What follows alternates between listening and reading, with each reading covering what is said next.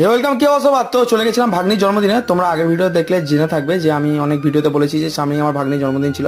আর গিয়েই দেখি এখানে চলছে রান্নার প্রস্তুতি, চিকেন কষা আর ফ্রাইড রাইস। আর এটা হচ্ছে আমার একটা দাদা, যে যা রান্না করতে এতই ভালো লাগে, সেই জন্য কোনো প্রোগ্রাম হলে ওই আগে রান্না করতে যায়। আর চিকেন কষা হচ্ছে খাবো না সেটা তো কখনো হতে পারে না, তাই এক পিস চিকেন কষা নিয়ে খেয়ে নিয়েছিলাম, যেটা খেতে অসাম ছিল, দারুণ ছিল। আর এটা ছিল সেই কেকটা, যেটা দেখতে কি সুন্দর না। আর তাই ভাগ্নি কেক টেক কাটলো, আর কেক কাটার পর আর কেক খেতে আমার দারুণ লাগে, তোমরা এটাও জেনে থাকবে যে আমার আগে ভিডিও দেখেছো। তাই আমি এক পিস লুকিয়ে লুকিয়ে কেক খেয়ে নিয়েছিলাম, আর যখন সবাইকে কেক দিচ্ছিল তখন এক পিস নিয়ে খেয়েছিলাম। তারপর হঠাৎ একটা দাদা ফোন করলো, বাড়িতে ডাকলো, আর গিয়েছিলাম। আর যেতে এত কিছু দিল খাওয়ার জন্য। এটা ছিল রোজ কেক, যেটা দারুণ ছিল। অনেক রাত হয়ে গেছিলো, তাই দিদির বাড়ি যাওয়ার জন্য বেরিয়ে পড়েছিলাম। আর দিদির বাড়ি এসে মেন কোর্স খেতে বসে গেছিলাম, ফ্রাইড রাইস আর চিকেন কষা। আর চাটনি, পাঁপড়, মিষ্টি, এগুলো আর দেখাবো কি, এগুলো প্রায় ভিডিওতে তোমরা দেখো। আর এগুলোর বা রিভিউই কি হবে।